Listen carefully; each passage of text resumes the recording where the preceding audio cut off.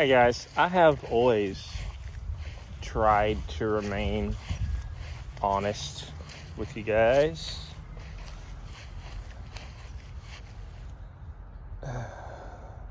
And also in the process try to, give you guys something to watch. But the truth is, I have had nothing interesting that's happened in my life in the last time since I went shark fishing when I was in Clearwater. I did have a boat,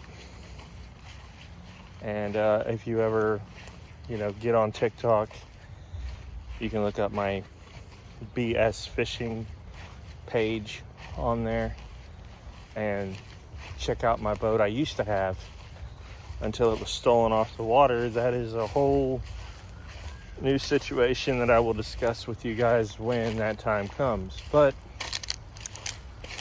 right now, I think I need to be straight with you that the topic I'm going to discuss is a tough one for me to talk about because I'm currently in it, which, well, kind of gives me a lead over most other people who post videos on YouTube or TikTok or any of those other platforms, Instagram, whatever. I'm gonna say this, and I'm gonna say it with honesty, even though I don't really want to say it at all, but I have to. I am homeless. I am homeless in the state of Florida. I was homeless in the state of Oklahoma, and I've been homeless in the state of Florida. We're going on a while now. And to be honest with you, nothing financially has changed for me, and it's not anyone else's doing. It's just how it's been because of how high the cost of living is. So I don't want you guys thinking that you have to feel like you have to protect me or, invest in my channel or anything like that. If you guys want to watch the videos about how I've got into situations like this, then I will be more than glad to show you. But in all honesty, it's not the most important part of this. I want to give you guys a full prime example of truly what a homeless person is and what they go through daily. But it's not something that I can tell you in one video. I guess it would be a series of videos in the entitlement.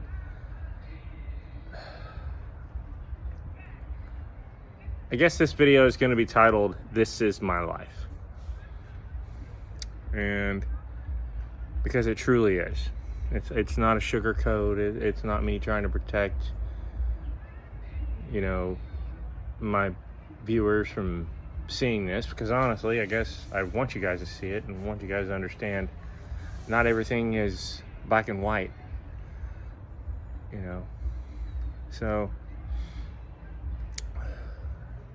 when you're homeless, the first thing that I want you guys to look at is this. Hang on a sec. Oh, I can't do anything. Hang on a minute. It won't let me pause. I can't flip it around. So we'll do this. First thing I want you guys to do is notice what is around me. And you guys might see this as a beauty thing, and I guess when you're out in it 24/7, you kind of lose the sight of how beautiful it is out here, because that's it. I've been out here for 24/7, 7 days a week, 365 days for the last half of my life. I'm 44. I mean, I haven't been out here that long, because that means I would be 24 when I went homeless, but I haven't been out here since I was 24 years old. I think I went homeless when I was like 32 or something like that. And I haven't been homeless the whole entire time. If you guys know, I went to Arizona. I lived with my uncle for a little bit. My uncle kind of had a falling out. I don't know why, but we kind of did. And so I don't have the family dynamic that I wish I had. I don't have the loving support that most of these homeless people actually do have, and I don't have that. I don't have anybody to call me to ask how I'm doing. I didn't have anybody call me on my birthday to tell me happy birthday. I just turned 44, and this is like really hard for me to discuss with you guys, as I personally don't know any of you. You know, I mean, I met like a few people that's subscribed to my channel before, but the part about social media that people don't realize is a good percentage of that stuff is scripted. My stuff wasn't, which is probably why my account is not like super popular on YouTube. It is on TikTok. Man, I got like probably almost 1,000 followers on TikTok. And I share a lot of stuff on TikTok. There's some, you know, videos I share on there, but I guess I'm just gonna have to start making videos where I show you guys, like take you step by step of what actually a homeless person does when you've never been homeless. So it'll remove the whole, oh, that's bull crap, you know, you guys are just lazy kind of sort of thing about it. And maybe it will, maybe it won't. I mean, you know, there's gonna be a few of them people who are gonna stick with their guns and say lazy people are why they're homeless. And you know what? Maybe they're partly right. Partly some people who are lazy are out here because they want to be. I'm not out here because I'm lazy. I'm out here because I can't afford to get into a place. When I could have afforded it, you know, I was not quite, you know, in the my mindset. I always thought that it would be like a learning experience for me, and then eventually I would just move on and be done with it. The thing is, like, it's almost like a whirlpool. Being homeless is, you might get out of the whirlpool, and then you might get sucked back into it, and then you might get out of the whirlpool again, be able to get your breath, start breathing again like life, and then, you know, the whirlpool slowly sucks you back out. The whirlpool being the homeless situation. And, you know, you're constantly fighting for survival out here. And when I say that, I mean it. I mean, like, there's a bathroom over there, and, you know, there's people who take a shower over there, and there's people who want to sleep on that floor in there. I find that just absolutely ridiculous that we have accepted that to be a sleeping arrangement for human beings. or that we found this to be a sleeping arrangement for human beings. Don't freak out. No, I don't sleep on this. I don't sleep on this at all. I have my own place that I sleep, away from it all, away from these people. And yes, I said these people because I don't want to be in the same place as homeless people. I don't. And I know this sounds bad, but I'm better than this. These people are better than this. Some of these people choose to be here. Some of them do. They do. They're like, they've given up on life a long time ago. Like, heck with it. I'm not going to keep trying anymore. And I give up. I give up on trying.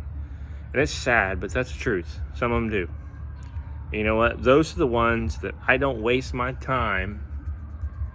If I was, for some reason, if I won the lottery, those are the ones I would not waste my time giving any money to, because they don't care to do any better.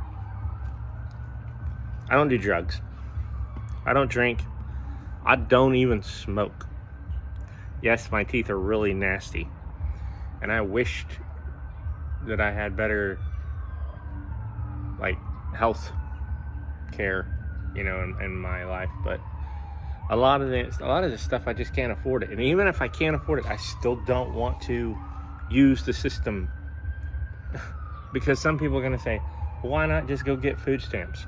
Here's the problem with food stamps. I work. I'm not going to get food stamps. I work. And even if I got food stamps, that's not going to get me in the door to a place to live. Just not going to. There's nothing that the government can do to get me in the door into an apartment, because the government doesn't want me into an apartment. I don't have good credit. I think my credit's like 450 or something last time I checked. Here's the reason I'm out here. The main reason is because in the past, I didn't handle my bills correctly. That's it. Instead of paying on some debts, I let them slide. And I let it slide so much when I was younger that I didn't think it would hurt me when I got my 30s and my 40s. I was a young gunner, and I didn't think about the repercussions of getting a job and just, all my debt came from was emergency rooms visits. If I got sick, I didn't have any parents to tell me not to go to the emergency room. So if I got sick, I had to go to the emergency room to figure out what I had. Now when I get sick, I don't do that. But in the past, I did. And I did about, 10 times in my life. And I haven't paid a single dime on any of those. And I'm not proud of it. But it's already too late for me to dwell on it. My credit's already shitty. I think the other main thing was that I did try and go to college. But if any of you guys know, my spelling is not the greatest. My punctuations are terrible. So I can't quite live up to getting a corporal job. I would love to. I wish I could go back to school and learn a lot of stuff all over again. How many times we wish we'd done that. But when it comes to problem solving, I'm your guy. I can come up with a solution for you. If you have a problem, I can come up with a solution for you and you can figure it out. Even if you can't, I can. I'm like the MacGyver of homeless people, I guess. But you'll see why I say that when I go back to my camp here in a minute. It's I never thought when I was younger that I would be out here in this situation where I was stuck. But here I am. And eventually I am going to get my shark fishing adventures back up and running. But when I became homeless, I had no place to store anything. I lost the storage unit that had all my important stuff in it. because I couldn't pay the payments. And I got caught sleeping in it, and that was that. So don't let these people on video tell you that you can sleep in your, in a storage unit, or any of those other famous videos that claim you can live in a storage unit, because you can't. You can't live in a storage unit. I know. I believed it. I tried it. It didn't work. It actually backfired in my face. I did, at a time, for about 6 months when I was in Clearwater, had a full-time job Monday through Friday, and on the weekends I would go shark fishing. And that's how I was able to buy the rods and reels to start my business, my channel, my shark fishing adventures on my page. But hard times cost me a lot. I had to pawn off my shark rods, and I lost them. I lost both of them. And the crushing blow came when I was in Clearwater, and this is really difficult. I was in Clearwater, and right after I lost all of my stuff, I bought a Camprite tent cot, and I was living in that. For anybody who doesn't know what one of those are, a Camprite is good company. It's a tent cot. It's a tent and a cot mixed together. Bass Pro Shop used to sell them. But yeah. Anyway, I had one of those, and right after I lost my rods and reels,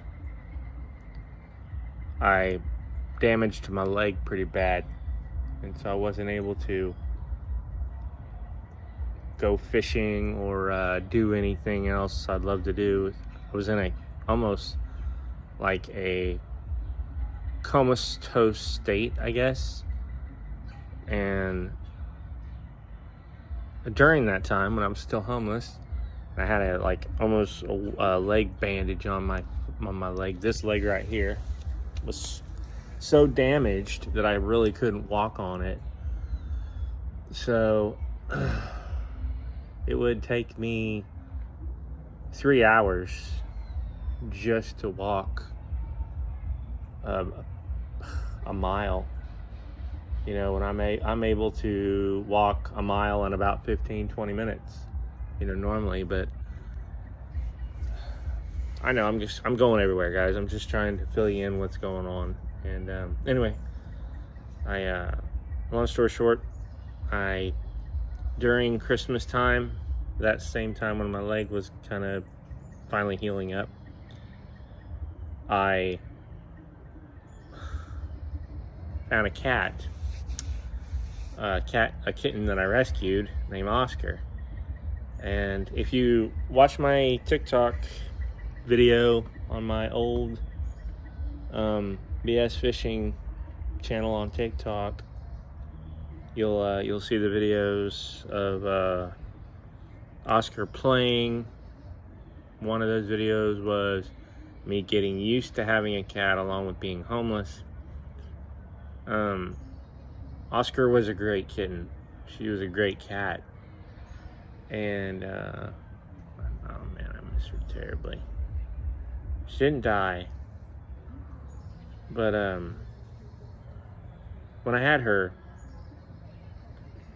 I had a unique opportunity that landed into my lap, and I saw it as an opportunity of a good thing. There was a gentleman who bought boat trailers, and he would sell the boats that were on the trailers that he would buy, because he didn't need the boats, and he would sell them, for pretty cheap. Well, I bought a 26-foot tri-hull, and it was a V-bottom, nice boat, but Clearwater didn't think so. So while I was out working, meanwhile, while I was working one day, they stole my boat off the water. Just took it. And didn't even give me a chance to get it back. And wanted to charge me $1,000. Well, when you're homeless and your leg's all damaged up, you don't have $1,000. So I lost that. The day I lost that, I lost my cat too, Oscar. I did go back to where the boat was being stored, and I did find Oscar. I got her, but she was so traumatized by everything that happened. I was just trying to be a dad. I was trying to do the right thing, giving her space. But I brought her home, and she was meowing, and she wouldn't stop crying, and so I was like, "It's okay, Oscar. I know I don't want to be here either." And anyway, so I had friends on, Facebook. I was telling them what she was doing, letting her hear or whatever. And I want you guys to understand, when I had my boat and I let my cat go to the shore, that she always came back. She always returned right to the same spot. She always came right back to the boat. She roamed around the bank for a little bit, but she would always come back.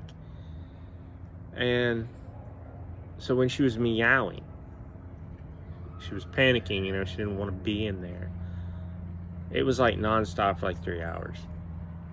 I tried to get some sleep, and a Sunday morning woke up. I was feeling like, kind of positive, and thinking to myself all night, I kept thinking, she's never ran off before. This is a smaller location. I have to trust her that she's not going to run away. Guys, I want you to know that I didn't want to let her go exploring for real, like a whole life gone, never see her again. I didn't want to turn her loose to where I would never get to hold her anymore. I didn't want to do all that. But from my own experience, some animals have their own abilities, their own brain. There's nothing we can do if they want to go exploring. You got to understand, I was inside of a tent, and she still had claws, and she was jumping all over the screen. It's a brand new tent. I had to buy a tent because I made some money from the job that I worked, but I didn't have enough money to get the boat back, so it was kind of a sacrifice. I just had to go back to being homeless. I lived on the boat with a little bit of issues. Anybody who's ever owned a boat knows what the issues I'm talking about. Whether it was a leak, like boat stuff. There's just always something going on with a boat, That's why they say there's two types of things that happen in a boater's life. The two happiest days are when he buys the boat and when he sells the boat. When I bought the boat, I didn't buy it for much, so I didn't expect much. I bought it for $250. I paid the guy $150 to take it to the water and drop it off and with me on it. The thing I did stupid was I never even tried to start it before I took it to the water, because I didn't know all about boats. Okay, I'll be honest with you. I've owned a little bass buggy before, but I never actually owned a boat. When I did go to the tag agency, I want you to understand, I asked the questions, the important ones, which were, what would I need to make this thing legal? And I said, how many stickers do I need? She says, you just need one. In the state of Florida, don't let them lie, you need 2 stickers. One on one side of the boat, one on the other side of the boat, and you need your numbers. And she lied to me, the lady at the tag agency. Never told me about any numbers. They wrote me up for that. They wrote me up for being too close to the bank. Okay. I had anchors on my boat. Someone stole one of my anchors while I was gone, still working, trying to. But if anybody knows, boating is not a cheap process. It's an expensive process. So I would make money, and then I'd have to spend it on the boat, like buying batteries for the pump, or charging the batteries, buying this for the boat, or buying that for my cat, or buying food for myself, whatever. I was making less than $70 a day at the time. So $70 doesn't really get you too far when you're only working like 3 or 4 times a week. It's only like $200 and something a week. So I wasn't making much. And when they put 3 tickets against me, I didn't, really even know what to do. I did call the courts to try to figure that out. But anyway, yeah. They decided just to take my boat right off the water, claiming that they found it floating down the channel, but I had 2 anchors holding her down in place, and I lived on the boat, the same boat, for 6 months, and it was the most peaceful life that I ever had. And given the chance, I will go right back to boat life. Whenever all of this is completely done, I will be finished with being homeless for real. And that brings me up to another discussion. My friend has told me, he said, why don't you just get into an apartment?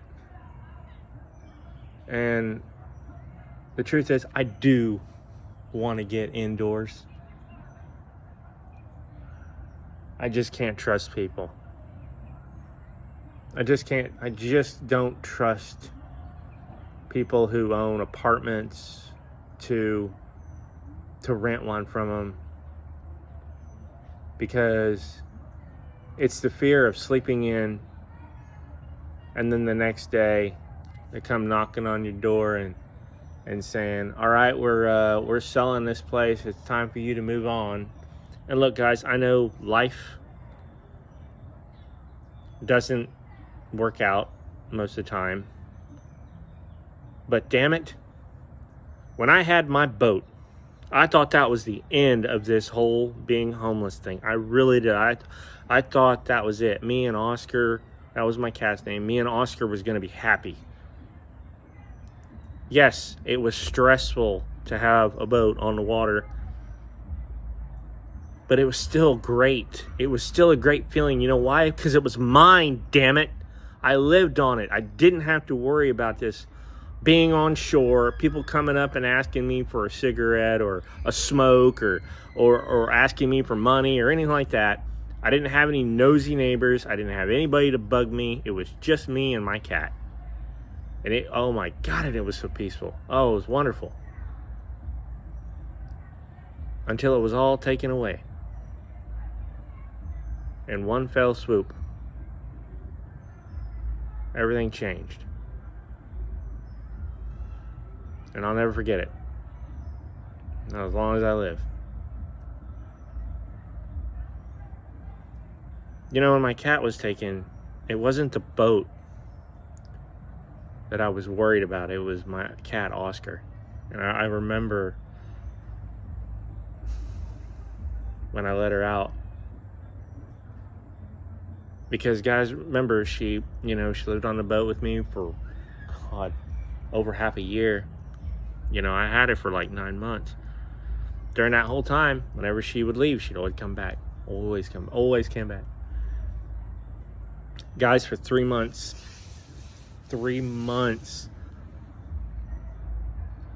I looked online. I called up all of the posts about a kitten found.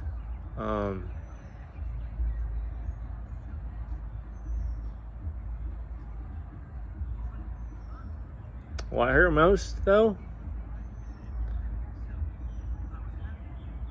was her feeling that I ditched her. Because I remember when I opened up the flap on the tent to let her out. She was meowing, and so when I opened it up, she stopped meowing and she looked directly at me. And I said, Oscar, I'm not letting you go 100%. I just want you to be happy. I literally watched her change. She walked out of the tent flap and scratched the tree, which was her marking her territory. So I had a good feeling that she was going to come back. And I watched her walk away. And I never saw her again. I still am brokenhearted about that moment.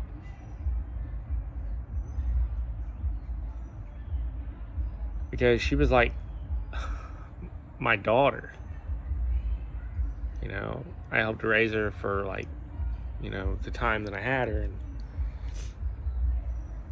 for her to think that Daddy ditched her was just broke my heart. Losing Oscar was not only a crushing blow, it was like the one thing that I wished I didn't do. Screw the boat. I could have replaced the boat. You know, the boat's replaceable. My kitten was not. My baby was not. Anyway, for 3 months, I searched for Oscar. And I never did find her. I think I reached a point after the 3 months where I was just so desperate. I was so desperate. I'll give you guys an example. That I went to the shelter where there was a cat that looked very promising to Oscar. Oh my God, I thought I found her. I was like, Oscar, finally, baby. I get there and I was like, Oscar, you know? And they said, I'm sorry, this can't be your cat. And I said, why? And they said, because your cat's a female, right? And I said, yeah. They said, well, this cat's a male. And I said, are you sure?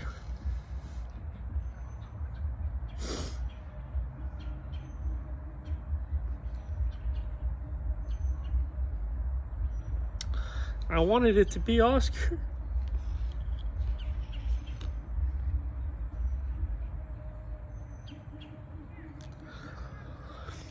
But it wasn't. It wasn't meant to be. Later on, I think I did see her, so I got some hope. There was one black cat that looked similar to like the way Oscar would look, but there was only one in the neighborhood, in the area where I was at. And then later on, I noticed there was two. Couldn't tell if the other one was a female or a male, or they were both males, whatever, but they were kind of hanging out. They were together. I like to think that it was her because I said Oscar and there was almost like a pause. Like a pause in the body. But she didn't come out, or it didn't come out to show me, you know, meow, you know, kind of. But I guess it was my way of accepting that I'm never going to know what happened to her. You know, if I have to lie to myself, oh yeah, that was Oscar, just to move on and feel a little bit more better, I guess that's what I have to do.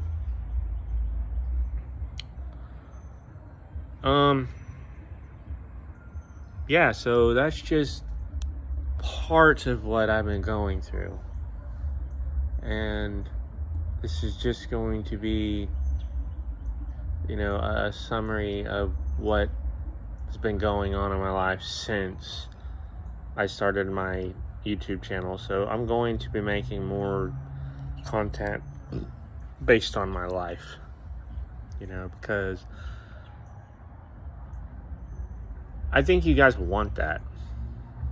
I don't want to share it, but I think you guys want more of that, you know. So before I shut this whole thing down, make this long video for YouTube and share it on my wall, I just wanted to let you guys know that tomorrow I will share a video of what my camp looks like. Not where I'm at. I can't do that. Number one is I don't want to be kicked out. Number two is I don't want other homeless people getting the same idea. You know, yeah, so I'll show you one of the MacGyver things that I've come up with. But anyway, I just wanted to share it with you guys.